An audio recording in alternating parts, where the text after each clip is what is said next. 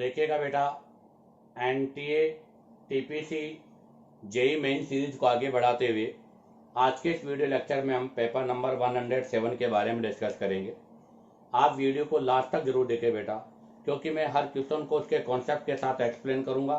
यह न सोचे कि हमें केवल आंसर आता है, डायरेक्ट आंसर नहीं बेटा, मैं आंसर के साथ साथ क्वेश्चन का पूरा कॉन्सेप्ट आपको बताऊंगा, इसलिए आप वीडियो को लास्ट तक जरूर देखें। तो देखिएगा, इसका फर्स्ट क्वेश्चन है क्वेश्चन नंबर 9। आपके पास यहाँ पर 2 डिग्री अल्कोहल है, उसका सोडियम के साथ रिएक्शन करना है। तो हमें पता है बेटा क्या कि अल्कोहल जो होता है वो सोडियम के साथ रिएक्शन करता है। तो ये होता है reaction due to cleavage of H bond. ये अल्कोहल का एसिडिक नेचर भी शो करता है, जहां से हमारे पास सोडियम अल्कोक्साइड का फॉर्मेशन होता है। तो यहाँ पर जो A बनेगा वो सोडियम अल्कोक्साइड होगा। तो यहाँ से हमारे पास जो A बनेगा वो A क्या होगा? तो हमारे पास यहाँ से जो आपका A प्रोडक्ट है वो A प्रोडक्ट होगा ये। अब आप देखिएगा, ये बन गया आपके पास A। अब हमारे पास यहाँ पर अल्कोहल का HBr के साथ रिएक्शन। हमें पता है बेटा, अल्कोहल HX के साथ रिएक्शन करके NSR न्यूक्लियोफिलिक सब्स्टिट्यूशन रिएक्शन करता है और इसके वाया एल्किल हैलाइड बनाता है। ये आपका पुअर लिविंग ग्रुप होता है, इसलिए इसको गुड लिविंग ग्रुप में बदलने के लिए सबसे पहले अल्कोहल का प्रोटोनेशन होता है। जब इसका प्रोटोनेशन होगा तो प्रोटोनेटेड अल्कोहल बनेगा। प्रोटोनेटेड अल्कोहल आपका गुड लिविंग ग्रुप होता है। यहाँ से ये OH ग्रुप हट जाएगा, R इंटरमीडिएट केटाइन बनेगा, इस पर X न्यूक्लियोफाइल अटैक करेगा, RX बनेगा। तो ध्यान रखना, यहाँ रिएक्टिविटी RiRBr होती है, क्योंकि जितना बढ़िया आपका एसिडिक होगा वो उतना ही आपको H+ आयन प्रोवाइड करेगा। जितना H+ आयन प्रोवाइड करेगा उतना ही वो गुड लिविंग ग्रुप में होगा, उतना ही फास्ट रेट ऑफ रिएक्शन होगा। हमारे पास यहाँ पर इथाइल अल्कोहल है, तो बेटा B जो प्रोडक्ट बनेगा वो बनेगा CH3CH2Br, ये बन गया B। अब A B को ऐड करके C बनाना है। तो हमारे पास देखो A जो बना था प्रोडक्ट वो है ये, इसको मैं ऐसे लिख लेता हूं, ये हो गया सोडियम अल्कोक्साइड का पार्ट। तो ये हमारे पास सोडियम अल्कोक्साइड का पार्ट है, इसका रिएक्शन करना है CCBr के साथ। बेटा ये अगेन वापस क्या हो गया, NSR SN2, और इसको बोला जाता है विलियमसन ईथर सिंथेसिस रिएक्शन।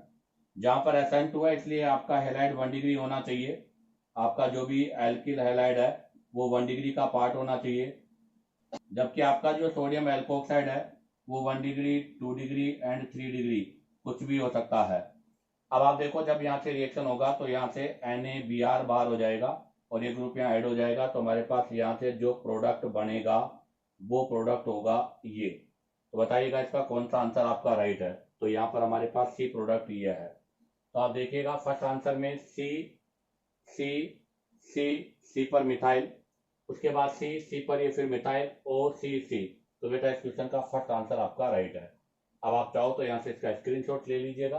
अब हम यहाँ से नेक्स्ट क्वेश्चन नंबर 10 के बारे में डिस्कस करेंगे। देखिएगा, अब हम डिस्कस करेंगे next question number 10। From which of the following test 1 2 3 amine can be difference.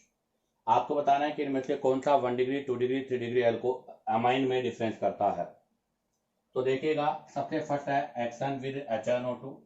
ध्यान रखना बेटा, नाइट्रस एसिड, इसको बोलते हैं test for 1 degree amine. Only 1 degree amine HNO2 के साथ रिएक्शन करता है। तो आप देखिएगा 1 डिग्री अमाइन होगा तो क्या होगा, अगर मैंने यहाँ से 1 डिग्री अमाइन लिया है और उसका रिएक्शन HNO2 नाइट्रस एसिड से लिया है, तो बेटा बेंजीन डाई एजोनियम क्लोराइड बनेगा, जो अनस्टेबल है और तुरंत अल्कोहल में कन्वर्ट हो जाएगा। लेकिन अगर यही मैं अराइल लूंगा, अराइल अर्थात एनिलीन मैंने लिया है, तो एनिलीन के अंदर भी आपके पास यहाँ से बेंजीन डाई एजोनियम क्लोराइड बनेगा, but benzene diazonium chloride की स्टेबिलिटी मोर होती है, इसलिए यहाँ पर अल्कोहल नहीं बनेगा डायरेक्ट। तो यहाँ से 1 डिग्री के अंदर जो है, अगर अल्काइल लेंगे तो अल्कोहल बनेगा और अराइल लेंगे तो डाइएजोनियम बनेगा। और अगर यहाँ से हम 2 डिग्री लेते हैं, अगर हम यहाँ से 2 डिग्री लेते हैं HNO2 के साथ, तो बेटा 2 डिग्री के अंदर यहाँ पर आपका नाइट्रो तो बनेगा, तो इसलिए इसको हम बेस्ट में काउंट नहीं करते। सेकेंड है हिंसबर्ग रिएजेंट, यही बेस्ट मेथड है। हिंसबर्ग रिएजेंट का फॉर्मूला बता दूं पहले तो C6H5SO2Cl ये होता है। कैसे होता है इसका मैं पूरा एक्सप्लेन करता हूँ। तो देखिएगा, हम सबसे पहले लेंगे 1 डिग्री अमाइन, तो ये आपका 1 डिग्री अमाइन है। इसका रिएक्शन जब आप हिंसबर्ग रिएजेंट के साथ करोगे, तो ये हिंसबर्ग रिएजेंट के साथ किया मैंने, यहाँ से एसिड बेस रिएक्शन होगा, हाइड्रोक्लोरिक एसिड बाहर हो जाएगा, ये बेस है ये एसिड है, और इसके वाया हमारे पास यहाँ से RNH S double bond L और रिंग, तो हमारे पास यहाँ से एल्किल सल्फोनामाइड बन जाएगा। अब आप देखो इसके पास ये हाइड्रोजन है और ये हाइड्रोजन बेटा एक्टिव हाइड्रोजन का पार्ट है, तो जैसे इसको हम NaOH बेस में लेंगे तो यहाँ से ये सोलेबल हो जाएगा, अर्थात यहाँ से हमारे पास जो सॉलिड एल्केनामाइड बनेगा, सोडियम एल्केना मतलब एल्किल जो अमाइड है वो NaOH में सोलेबल होगा। तो ये था 1 डिग्री अमाइन के लिए। अब हम ले रहे हैं यहाँ से 2 डिग्री अमाइन, तो अब की बार मैंने 2 डिग्री अमाइन ले लिया, तो ये 2 डिग्री अमाइन है। 2 डिग्री अमाइन का रिएक्शन जब हम हिंसबर्ग रिएजेंट के साथ करेंगे बेटा, तो ये हिंसबर्ग रिएजेंट है, यहाँ से वो HCl बाहर हो जाएगा, हमारे पास यहाँ से R2NS डबल बॉन्ड और ये, तो यहाँ से हमारे पास NN डाई एल्किल सल्फोनामाइड बनेगा। अब अगर इसको हम NaOH के साथ घोल मतलब सोलेबल करना चाहे, तो यहाँ पर नो एक्टिव हाइड्रोजन, यहाँ पर आपके पास कोई एक्टिव हाइड्रोजन है नहीं है, इसलिए ये इनसोलेबल होगा, अर्थात NaOH में सोलेबल नहीं होगा। तो ये है 2 डिग्री अमाइन की बात। अब हम ले रहे हैं यहाँ से 3 डिग्री अमाइन, ये ले लिया मैंने 3 डिग्री अमाइन। अब 3 डिग्री अमाइन का रिएक्शन हम हिंसबर्ग रिएजेंट के साथ कराते हैं, तो बेटा देखो आपके पास 3 डिग्री अमाइन में 9 हाइड्रोजन, 3 डिग्री अमाइन के पास 9 हाइड्रोजन, अगर यहाँ हाइड्रोजन नहीं है तो आगे रिएक्शन ही पॉसिबल नहीं है। तो इसका मतलब 1 डिग्री अमाइन लेंगे तो सोलेबल होगा, 2 डिग्री अमाइन लेंगे तो इनसोलेबल होगा, जबकि 3 डिग्री अमाइन में रिएक्शन ही नहीं होगा। इसलिए 1 डिग्री 2 डिग्री 3 डिग्री अमाइन में डिफरेंस करने का सबसे बेस्ट मेथड होता है हिंसबर्ग रिएजेंट। एसिटिलेशन आपका सभी अमाइन करते हैं। हाँ, कार्बल अमाइन टेस्ट की मैं बात करूं तो क्या होता है कार्बल अमाइन, वो भी मैं आपको क्लियर कर दूं। कार्बल अमाइन ओनली आपका जो कार्बल अमाइन जो है, कार्बल अमाइन जो टेस्ट है बेटा, ये ओनली 1 डिग्री अमाइन शो करता है, ओनली 1 डिग्री अमाइन। तो जिस तरह से नाइट्रस एसिड वाला है वैसे ये भी ओनली 1 डिग्री अमाइन का टेस्ट है। क्या होता है carbylamine test? Carbylamine test में हम chloroform plus alcoholic KOH use करते हैं, और अल्कोहलिक KOH और क्लोरोफॉर्म के प्रेजेंस में आपका जो 1 डिग्री अमाइन है वो आइसोसाइनाइड का फॉर्मेशन करता है, जिसकी बैड अनप्लेजेंट ऑर्डर होता है। जबकि यहाँ से 2 डिग्री और 3 डिग्री अमाइन, तो ये केवल कौन सा अमाइन है? 1 डिग्री अमाइन में ऐसा हो रहा है। जबकि अगर 2 डिग्री और 3 डिग्री अमाइन में लेता हूँ तो वहां पर ये रिएक्शन आपका पॉसिबल नहीं है, इसलिए वहां पर भी इसमें डिफरेंस नहीं होता। इसलिए क्वेश्चन नंबर 10 का बेस्ट आंसर होगा हिंसबर्ग रिएजेंट। तो इस क्वेश्चन का आंसर है बेटा बी। अब आप चाहो तो यहाँ से इसका स्क्रीनशॉट ले लीजिएगा। अब हम यहाँ से नेक्स्ट क्वेश्चन के बारे में डिस्कस करेंगे। तो देखिएगा, अब डिस्कस करेंगे next question number 11। What will be the product obtain in the reaction given below. इस रिएक्शन में हमारे पास प्रोडक्ट क्या होगा? HiO4।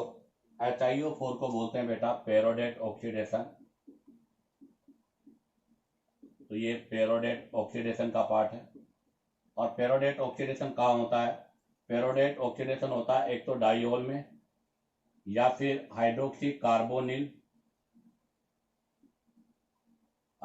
कार्बोनिल कंपाउंड में, इन्हीं का ऑक्सीडेशन करता है ये। एक तो हाइड्रोक्सी कार्बोनिल कंपाउंड हो और एक आपका डाइओल हो, उनमें से पहले डाइओल का होता है, उसके बाद में हाइड्रोक्सी कार्बोनिल का होता है। तो जरा देखिएगा, यहाँ से जब इसका हम पेरोडेट ऑक्सीडेशन करेंगे तो हमारे पास CH2OH है, C डबल बॉन्ड O है, CHOH है और CH2OH है। हाँ, ध्यान रखना, पेरोडेट ऑक्सीडेशन में अगर 1 डिग्री अल्कोहल होगा तो उसका अगर 1 टाइम ऑक्सीडेशन हो रहा है तो वहां से हमारे पास फॉर्म एल्डिहाइड बनेगा। अगर आपके पास 2 डिग्री अल्कोहल है तो ऑब्वियसली वहां से हमारे पास फॉर्मिक एसिड बनेगा क्योंकि वहां पर 2 टाइम ऑक्सीडेशन हो रहा है। और अगर आपके पास कीटोन है तो उससे आपके पास CO2 बनेगा। आप जरा देखिएगा, ये हमारे पास 1 डिग्री अल्कोहल है तो जहां से इसका पेरोडेट ऑक्सीडेशन होगा तो यहाँ O और यहाँ O, ठीक है। तो यहाँ से आपके पास देखो ये क्या बन जाएगा, तो ये पोर्शन आपके पास बन जाएगा HCH2O, अर्थात यहाँ से हमारे पास HCH double bond O formic acid बनेगा। ये भी आपका 1 डिग्री है बेटा, तो यहाँ से भी हमारे पास HCH double bond O formic acid बनेगा। आप देखिएगा यहाँ पर ये कीटोन के साथ है तो जब इसका होगा तो ये 2 डिग्री है, तो 2 डिग्री वाले से पहले तो फॉर्मिक एसिड ही बनेगा एक टाइम तो, बट सेकंड टाइम में फॉर्मिक एसिड से मतलब फॉर्मेल्डिहाइड से फॉर्मिक एसिड का फॉर्मेशन हो जाएगा। और इसका पेरोडेट ऑक्सीडेशन 2 साइड हो रहा है तो यहाँ से हमारे पास CO2 गैस बनेगी। तो बताओ यहाँ पर क्या क्या प्रोडक्ट पॉसिबल है, तो फॉर्मेल्डिहाइड भी बनेगा, फॉर्मिक एसिड भी बनेगा, CO2 भी बनेगी। डी आंसर इसका राइट है, तो इस क्वेश्चन का आंसर होगा बेटा डी। अब आप चाहो तो यहाँ से इसका स्क्रीनशॉट ले लीजिएगा। अब हम यहाँ से नेक्स्ट क्वेश्चन के बारे में डिस्कस करेंगे। तो देखिएगा, अब हम डिस्कस करेंगे next question number 12। Question number 12 है which ether forms the maximum number of product with HI, अर्थात ईथर के साथ रिएक्शन है। तो मैं आपको पहले ही क्लियर कर दूं कि ईथर ROR जब इसका रिएक्शन HI के साथ होता है तो इसको बोलते हैं जीसेल मेथड। NSR है ये, न्यूक्लियोफिलिक सब्स्टिट्यूशन, और ये जीसेल मेथड है। जहां से आपका OR group poor leaving group होता है, तो ये in presence of acid medium में सबसे पहले प्रोटोनेटेड ईथर में कन्वर्ट होता है। तो ये हो गया आपका प्रोटोनेटेड ईथर। और प्रोटोनेटेड जो ईथर होता है इसका ये पार्ट बेटा गुड लिविंग ग्रुप हो जाता है। तो ये गुड लिविंग ग्रुप है, यहाँ से आपके पास कैटाइन का फॉर्मेशन होता है। तो बेटा यहाँ से 2 टाइप के कैटाइन की पॉसिबिलिटी है, R प्लस भी कैटाइन हो सकता है और R डैश कैटाइन भी हो सकता है।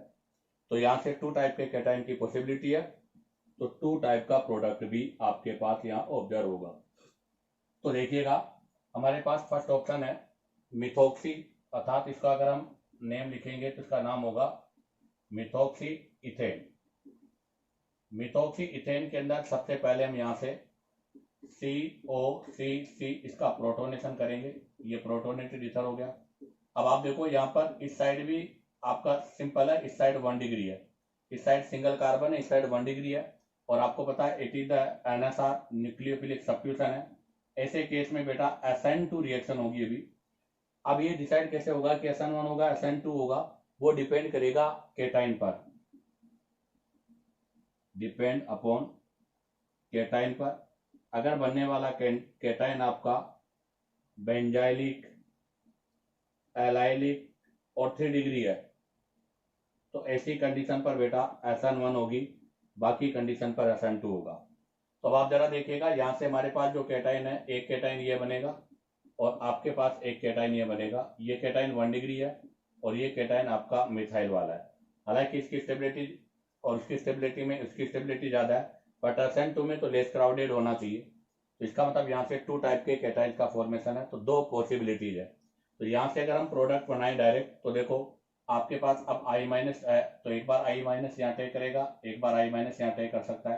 तो देखो जब यहाँ टे करेगा तो ये तो बनेगा मिथाइल आयोडाइड, तो ये वाला पोर्शन हो जाएगा इथाइल अल्कोहल। और अगर आयोडाइड यहाँ टे करेगा तो ये बन जाएगा मिथाइल अल्कोहल और ये बन जाएगा आपका इथाइल आयोडाइड, अर्थात टोटल 4 प्रोडक्ट की पॉसिबिलिटी है। सेकेंड में देखो आप CCOCC, ये प्रोटोनेटेड हो गया।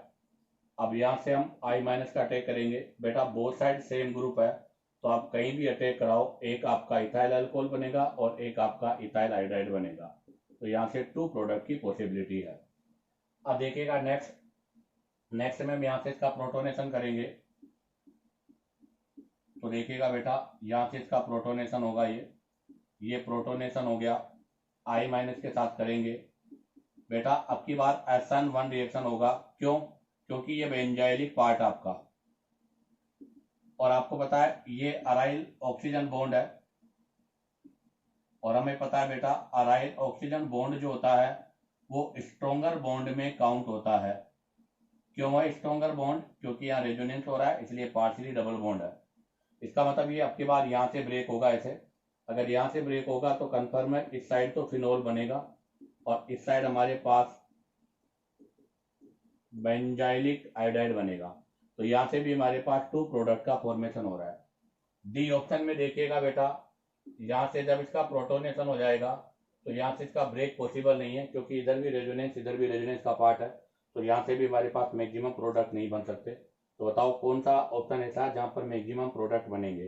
तो वो है बेटा फर्स्ट, जहाँ से टोटल 4 प्रोडक्ट का फॉर्मेशन होगा, जिसमें 2 टाइप के अल्कोहल और 2 टाइप के हैलाइड है। इसलिए इस क्वेश्चन का आंसर होगा ए। अब आप चाहो तो यहाँ से इसका स्क्रीनशॉट ले लीजिएगा। अब हम यहाँ से नेक्स्ट क्वेश्चन के बारे में डिस्कस करेंगे। तो देखिएगा, अब हम डिस्कस करेंगे next question number 13। Question number 13 में है विच of the following repeatedly undergoes elimination reaction under basic condition. तो आपको पहले पॉइंट एक्सप्लेन कर दूं कि सर एलिमिनेशन जो रिएक्शंस होती है वो जनरली 2 टाइप की है, एक E1 और एक E2। E1 जो रिएक्शन होती है उसके अंदर तो इंटरमीडिएट कार्ब कैटाइन बनता है, और इंटरमीडिएट कार्ब कैटाइन बनने की वजह से यहाँ पर तो जो रिएक्टिविटी है वो directly proportional to stability of carbocation. E2 के अंदर यहाँ पर इंटरमीडिएट जो है वो कार्ब कैटाइन का फॉर्मेशन नहीं होता। ये भी SN1 SN2 के सिमिलर ही है, बट एक चीज मैं आपको क्लियर कर दूं, E2 में बेटा जो रिएक्टिविटी होती है वो डायरेक्टली प्रोपोर्शनल होती है स्टेबिलिटी ऑफ प्रोडक्ट अर्थात एल्कीन के, और एल्कीन की स्टेबिलिटी डिपेंड करती है नंबर ऑफ अल्फा हाइड्रोजन पर, अर्थात यहाँ पर जो भी एल्कीन होगी वो मोर क्राउडेड होगी। इसका मतलब ये हुआ कि दोनों में ही रिएक्टिविटी का ऑर्डर सेम है। तो इन दोनों में रिएक्टिविटी ऑर्डर में 3 डिग्री हैलाइड का सबसे ज़्यादा होगा, फिर 2 डिग्री का होगा, उसके बाद में 1 डिग्री का होगा, और सबसे लीस्ट मिथाइल हैलाइड का होगा। तो अब देखिएगा हमारे पास क्वेश्चन था कि विच of the following rapidly undergoes elimination reaction under basic condition. तो चाहे हम E1 से करें चाहे E2 से करें, दोनों में बात एक ही है। तो हमें यहाँ पर रिएक्टिविटी स्टेबिलिटी ऑफ कैटाइन से चेक करना है। तो हमारे पास जो फर्स्ट है इसके अंदर जो कैटाइन बनेगा बेटा वो बनेगा 3 डिग्री कार्ब कैटाइन, जिसके पास 9 अल्फा हाइड्रोजन है। बी ऑप्शन जो है इसमें हमारे पास जो कैटाइन बनेगा वो बनेगा 1 डिग्री, और उस 1 डिग्री के पास केवल 1 अल्फा हाइड्रोजन है। हमारे पास सी ऑप्शन से जो बनेगा बेटा वो बनेगा 2 डिग्री और उसके पास 3 to 5 अल्फा हाइड्रोजन है।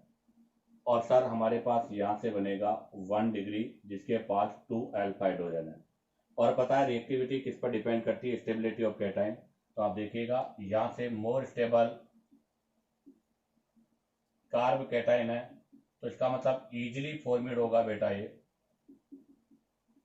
और अगर ये इजीली फॉर्मेड होगा तो इसका मतलब मोर रिएक्टिव भी होगा।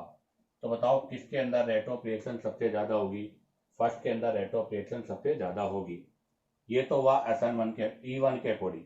अगर मैं E2 के अकॉर्डिंग करता तो देखो यहाँ से हमारे पास जो प्रोडक्ट बनता वो प्रोडक्ट ये एल्कीन होती, जिसके पास 3 और 3 टोटल 6 अल्फा हाइड्रोजन है।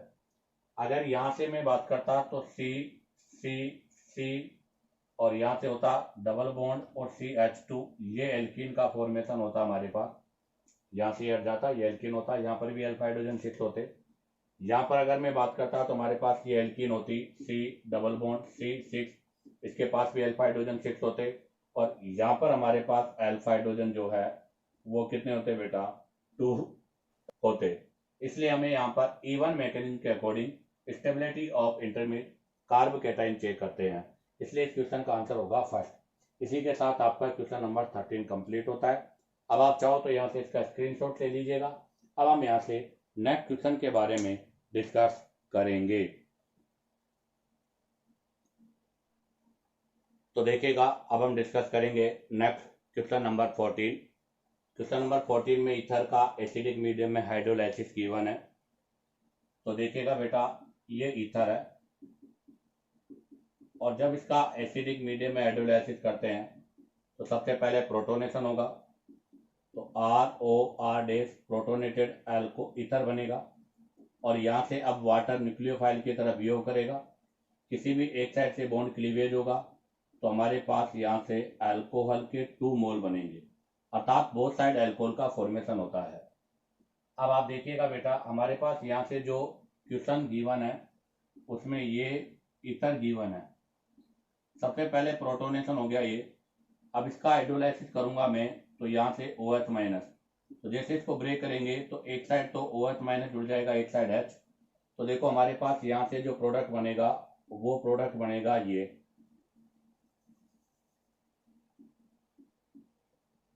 यहाँ तो बनेगा ये, और इस साइड हमारे पास जो बनेगा वो बनेगा ये। अब आप देखिएगा इसको हम ऐसे लिख सकते हैं C, ये carbon C double bond CH2OH, और इसको हम ऐसे लिख सकते हैं CH2 डबल बॉन्ड CHOH। दोनों ही sp2 पर है और sp2 पर OH स्टेबल नहीं होता, तो यहाँ से इनके अंदर कीटो इनोल टोटोमेरिज्म होगा। कीटो इनोल टोटोमेरिज्म के via C double bond O, तो ये तो कन्वर्ट हो जाएगा कीटोन में, तो एक तो हो गया कीटोन, तो एक तो कीटोन में कन्वर्ट हो जाएगा। और ये वाला जो ग्रुप है आपका CH3CHO Q वाला, ये एल्डिहाइड में कन्वर्ट हो जाएगा, तो यहाँ से एक एल्डिहाइड बनेगा और एक कीटोन बनेगा। तो अब हमारे पास P तो बन गया क्या, कीटोन, और Q क्या बन गया, एल्डिहाइड। अब आपको बताना है कि इनमें डिफरेंस किस किस से किया जा सकता है। तो हमें पता है कि बेटा एल्डिहाइड कीटोन में डिफरेंस करने के लिए सबसे पहला लिया है टोलेंस रिएजेंट, उसने फर्स्ट ऑप्शन दिया है टोलेंस रिएजेंट, तो बिल्कुल राइट, कीटोन नहीं एल्डिहाइड टेस्ट करेगा। और हमारे पास यहाँ से सिल्वर मिरर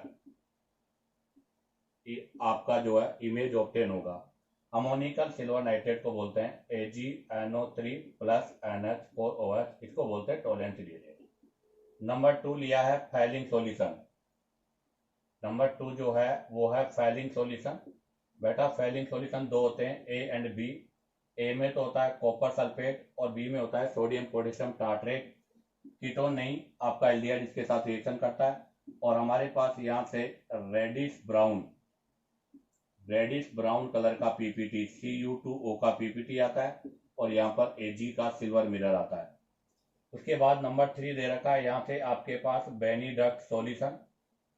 बेटा बेनीडक्ट सॉल्यूशन जो है आपके पास, जो बेनीडक्ट सॉल्यूशन है वो बिल्कुल फैलिंग सॉल्यूशन के सिमिलर है। इसका एक पोर्शन तो कॉमन है CuSO4, वहां पर था सोडियम पोटेशियम टार्टरेट, तो वहां पर सोडियम पोटेशियम टार्ट्रेट था, यहाँ पर हम सोडियम सिट्रेट यूज करते हैं।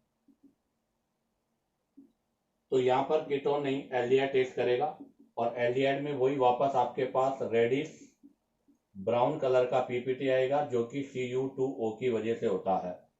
और ये सभी एल्डिहाइड की रिड्यूसिंग प्रॉपर्टी को एक्सप्लेन भी करते हैं। तो इसका मतलब इस क्वेश्चन का आंसर क्या होगा बेटा, डी।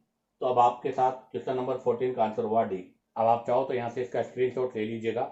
अब हम यहाँ से नेक्स्ट क्वेश्चन के बारे में डिस्कस करेंगे।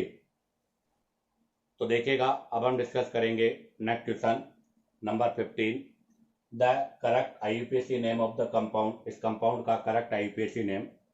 तो आप देखिएगा बेटा, यहाँ पर हमारे पास फंक्शनल ग्रुप है अल्कोहल, और अगर अल्कोहल फंक्शनल ग्रुप है तो हम जो भी चेन लेंगे तो उस चेन का सिलेक्शन करेंगे जिसके अंदर अल्कोहल जिस कार्बन से कनेक्ट है वो चेन में आ जाए। तो बेटा यहाँ पर हम जो चेन का सिलेक्शन कर रहे हैं वो स्ट्रेट चेन हो गई। अब रही बात नंबरिंग, तो बेटा नंबरिंग हम उस साइड से करेंगे जिस साइड से फंक्शनल ग्रुप को लोअर नंबर ऑब्टेन होता हो। तो नंबरिंग इस साइड से हो जाएगी 1 2 3 4 5 और 6। आप देखिएगा 4 पर मिथाइल है तो इसका नाम हो जाएगा 4 मिथाइल। टोटल कितने कार्बन है, 1 2 3 4 5 और 6 कार्बन है।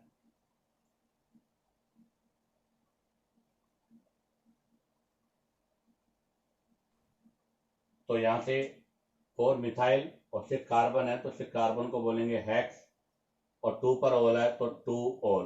तो यहाँ से इसका IUPAC नेम हो जाएगा 4 मिथाइल हेक्स 2 ओल, या इसको चाहे तो हम ऐसे भी लिख सकते हैं क्या, हेक्सेन 2 ओल। तो बताओ कौन सा आंसर आपका राइट है। फर्स्ट ऑप्शन आपका रॉन्ग है, सेकेंड है 4 मिथाइल, सॉरी यहाँ पेंटेनॉन नहीं है, यहाँ पर हेक्सेनॉल 2 है, तो इसका बी आंसर आपका राइट है, सी रॉन्ग है, डी रॉन्ग है। अब आ जाएगा नेक्स्ट क्वेश्चन नंबर 23। ये इंटीजर का क्वेश्चन है बेटा। How many of the following reagents can be use to distinguish acetophenone from benzophenone. Acetophenone को बेंजोफिनोन से डिफरेंस करने का मेथड। तो आप देखिएगा एसीटोफिनोन का फॉर्मूला होता है PHC डबल बॉन्ड OCH3 और बेंजोफिनोन का फॉर्मूला होता है PHC डबल बॉन्ड OPH। अब इनमें डिफरेंस करना है। पहला है 2,4-DNP। आपको पता है बेटा, अगर मैं 2,4-DNP की बात करूं तो 2,4-DNP तो कार्बोनिल कंपाउंड का टेस्ट है, और अगर कार्बोनिल कंपाउंड का टेस्ट है तो दोनों ही शो करेंगे, इसलिए ये तो रॉन्ग है। एक्वस NaHO3 की बात करें तो बेटा ये NaR है, जो क्राउडिंग के इनडायरेक्टली प्रोपोर्शनल है। तो आपको पता है एक्वस NaHSO3 के लिए कीटोन में CH3 C double bond O methyl group होना जरूरी है, अर्थात लेस क्राउडेड होना चाहिए, और वो भी केवल एलिफेटिक, एरोमेटिक नहीं हो सकते, इसलिए यहाँ पर दोनों ही इस टेस्ट को शो नहीं करेंगे, तो ये भी आपका रॉन्ग है। बेनिडक्ट और आपका टोलेंस, तो आपको मैं क्लियर कर दूं, बेनिडक्ट और जो टोलेंस है, ये दोनों जो हैं वो भी शो करेंगे, क्योंकि ये एल्डिहाइड का टेस्ट है, ओनली एल्डिहाइड ये शो करते हैं, कीटोन इसको शो नहीं करते, तो इसका मतलब आपका ये भी रॉन्ग है।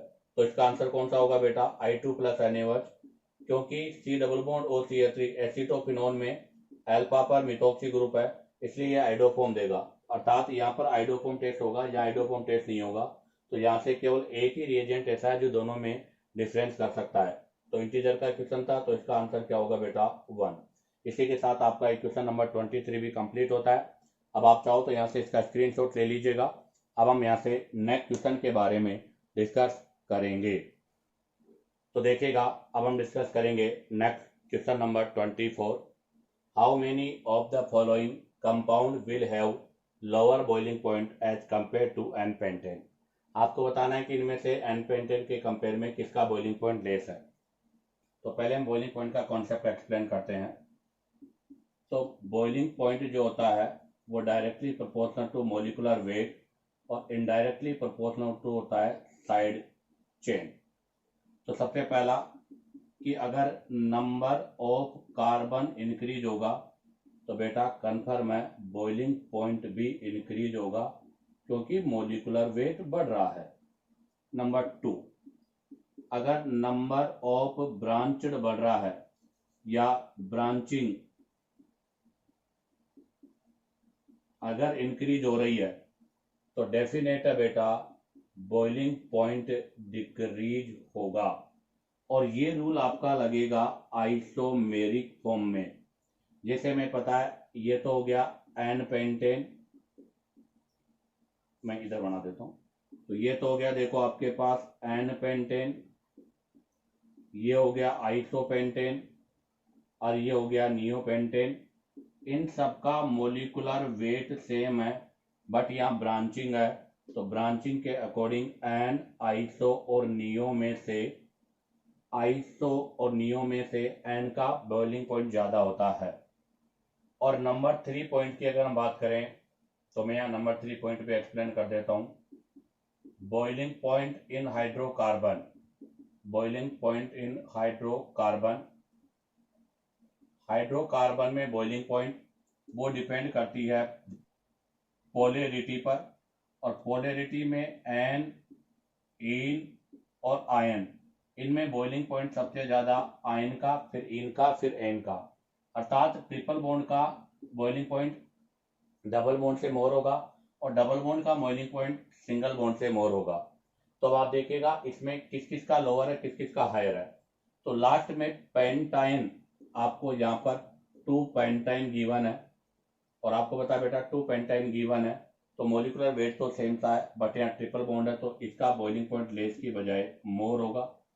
इससे ऊपर वाले में 2 मिथाइल ब्यूट 2 इन दे रखा है, आप जरा देखिएगा ब्यूट 2 इन और CH3, तो बेटा यहाँ पर भी मोलिकुलर वेट तो अप्रोक्सीमेट सेम है, बट यहाँ एल्कीन है, डबल बॉन्ड है, तो इसका बॉइलिंग पॉइंट भी मोर होगा।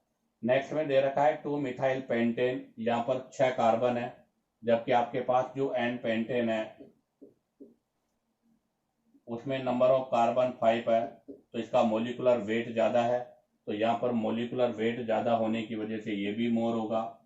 इसके ऊपर है 2,2 डाई मिथाइल ब्यूटेन, तो 1 2 3 4 2 2 डाई, यहाँ पर भी आपके पास टोटल 6 कार्बन है, मोलिकुलर वेट ज़्यादा है, तो यहाँ पर भी आपका बॉइलिंग पॉइंट मोर होगा।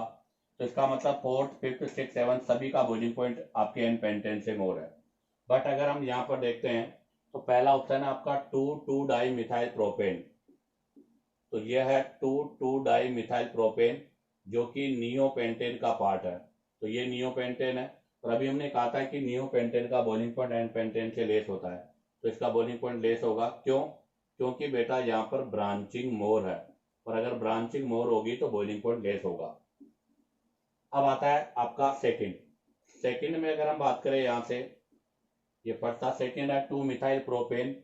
आप देखिएगा बेटा 2 मिथाइल प्रोपेन टोटल 4 कार्बन है, इसका मोलिकुलर वेट लेस है। अगर मोलिकुलर वेट लेस होगा तो कन्फर्म है बॉइलिंग पॉइंट भी लेस होगा, तो इसका बॉइलिंग पॉइंट भी लेस है। अब हम लेंगे यहाँ से example number third. Example number third में देखिएगा 2 मिथाइल ब्यूटेन, ये आपका 2 मिथाइल ब्यूटेन है, अर्थात आइसोपेंटेन है बेटा। और आप जरा देखिएगा इधर, आइसोपेंटेन का बॉइलिंग पॉइंट एन पेंटेन से लेस होता है, तो इसका मतलब फर्स्ट का बॉइलिंग पॉइंट भी लेस होगा, सेकंड का बॉइलिंग पॉइंट भी लेस होगा, और थर्ड का बॉइलिंग पॉइंट भी लेस होगा। तो यहाँ पर 3 कंपाउंड ऐसे हैं जिनका बॉइलिंग पॉइंट एन पेंटेन से लेस है, और 4 कंपाउंड ऐसे हैं जिनका बॉइलिंग पॉइंट एन पेंटेन से मोर है। तो बताइएगा इस क्वेश्चन का आंसर क्या होगा बेटा? 3। इसी के साथ आपका इक्वेशन कंप्लीट होता है। अब आप चाहो तो यहाँ से इसका स्क्रीनशॉट ले लीजिएगा। अब हम यहाँ से नेक्स्ट क्वेश्चन के बारे में डिस्कस करेंगे। तो देखिएगा, अब हम डिस्कस करेंगे last question number 25। How many structural isomers contain chiral carbon atoms with alcohol for a molecular formula C6H14O। C6H14O आपको अल्कोहल गिवन है, इसमें आपको मतलब ये बताना है कितने स्ट्रक्चरल आइसोमर्स हैं जो ऑप्टिकल एक्टिव है। तो सबसे पहले हम यहाँ पर C6H14O, तो बेटा C6H14 के टोटल 5 आइसोमर्स पॉसिबल होते हैं। उसमें से सबसे पहला है एन वाली फॉर्म, तो सबसे पहले हम एन फॉर्म ले रहे हैं, 1 2 3 4 5 6। अब इसमें एल्को लगाना है, तो एक बार तो आप 2 पर एल्को लगाओ, एक बार आप 3 पर एल्को लगाओ, अर्थात 2 हेक्सेनोल और 3 हेक्सेनोल बना देता हूं मैं। यहां पर OH लगा दिया मैंने, और एक बार मैंने आपके पास यहां पर OH लगा दिया। अब आप देखो, जब हम यहाँ पर OH लगाएंगे तो क्रेल नहीं होगा, यहाँ पर लगाएंगे तो क्रेल होगा, और अगर हम यहाँ पर लगाएंगे तो ये तो 2 हो गया और ये 3 हो गया। आप देखिएगा ये दोनों क्रेल है, तो ये वाला कार्बन भी क्रेल है और ये वाला कार्बन भी क्रेल है, एन में 2 हो गए। अब नंबर 2 आता है आइसो। ये आइसो बना दिया। आइसो फॉर्म में अगर हम यहाँ पर OH लगाएंगे तो क्रेल नहीं होगा, बट हम यहाँ पर OH लगाएंगे तो ये क्रेल हो जाएगा। अगर हम यहाँ पर लगाएंगे तो बेटा यहाँ पर लगाएंगे तो भी ये क्रेल हो जाएगा। यहाँ पर लगाएंगे तो क्रेल नहीं होगा, यहाँ पर लगाएंगे तो भी क्रेल नहीं होगा, तो 2 आइसो में हो गए। इस आइसो का एक और फॉर्म होता है, थर्ड आइसो का ही पार्ट है वो, बट अभी हमने 2 पर मिथाइल लगाया था, अब हम 3 पर मिथाइल लगा रहे हैं। अगर हम 3 पर मिथाइल लगाते हैं, यहाँ पर OH लगाएंगे तो नहीं, हम यहाँ पर अगर OH लगाते हैं तो बिल्कुल आप देखिएगा ये भी आपका क्रेल सेंटर होगा। यहाँ पर अगर हम OH लगाएंगे तो क्रेल सेंटर नहीं होगा, क्योंकि दोनों साइड सेम है, तो यहाँ से 1 बनेगा। अब आ जाएगा नंबर 4। नंबर 4 में मैं ले रहा हूँ नियो, तो ये नियो फॉर्म ले रहा हूँ मैं, ये नियो है। यहाँ एल्को लगाऊंगा तो नहीं होगा, बट आप देखो अगर मैं यहाँ पर एल्को लगाऊंगा तो बिल्कुल वो क्रेल सेंटर बनेगा। इसमें किसी पर भी एल्को लगा दो वो क्रेल सेंटर नहीं बनेगा। तो ये इसकी 4 फॉर्म हो गई। एक 4 फॉर्म और बच रही है 5 नंबर की। अभी हमने दोनों मिथाइल 1 पर लगाए थे, अब की बार हम दोनों मिथाइल को अलग अलग कार्बन पर लगाएंगे। अब आप देखो, इसको अलग अलग कार्बन पर अगर लगाएंगे तो यहाँ पर लगाएंगे तो भी क्रेल नहीं होगा, यहाँ पर लगाएंगे तो भी क्रेल नहीं होगा, यहाँ पर लगाएंगे तो भी क्रेल नहीं होगा, अर्थात इसके अंदर कोई भी अल्कोहल क्रेल का पोर्शन नहीं है। तो बताइएगा कितने क्रेल कार्बन बने। तो आपके पास एन में बने 2, आइसो में बने 1 2, इस वाले में बना 1 और नियो में बना 1। तो बताओ टोटल कितने बने बेटा 6। तो बताइएगा इस क्वेश्चन का आंसर क्या होगा 6। तो ऐसे क्वेश्चनों को सोल्व करने के लिए पहले उसके पॉसिबल आइसोमर्स, तो हमें पता है C6H14 के कितने होते हैं 5। तो मैंने 5 आइसोमर्स बनाए, उन 5 में हम अल्कोहल लगा के चेक करेंगे, जहां पर भी चारों ग्रुप डिफरेंट होंगे वहां पर ही आपका क्रेल होगा। और इसमें भी एक बात क्लियर है कि आपका जो 1 डिग्री अल्कोहल है वो तो कभी क्रेल हो ही नहीं सकता, क्योंकि 1 डिग्री अल्कोहल में तो CH2OH की फॉर्म होगी जो कि पॉसिबल नहीं है। तो अगर होगा तो या तो 2 डिग्री होगा या फिर 3 डिग्री होगा। तो जहां पर भी आपका 2 डिग्री और 3 डिग्री कार्बन है वहां पर ही हम चेक करेंगे। इसी के साथ आपका ये NTA TPC JEE mains paper number 107 का सॉल्यूशन कंप्लीट होता है। उम्मीद करता हूं कि आपको वीडियो पसंद आया होगा। अगर आपको वीडियो पसंद आया तो बेटा वीडियो को लाइक, सब्सक्राइब और शेयर करो ताकि आपके पास न्यू नोटिफिकेशन आता रहे।